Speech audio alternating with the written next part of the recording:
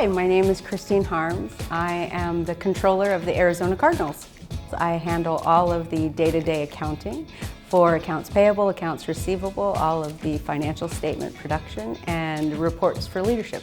We started out doing our account reconciliations. We used Blackline, and in the recent years have realized that Blackline for our purposes was a digital binder. We still did everything in Excel.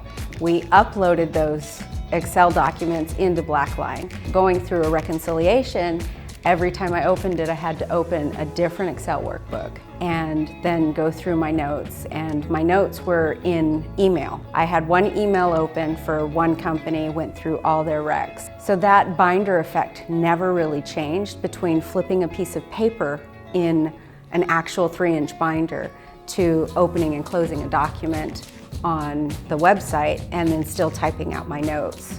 We currently use Adaptive Insights. Bought a tool for 4 years and never used it because we couldn't make it work.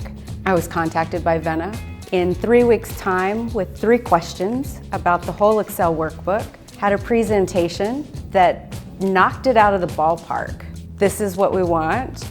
And the demo was check mark, check mark, check mark, check mark. Okay, this does everything.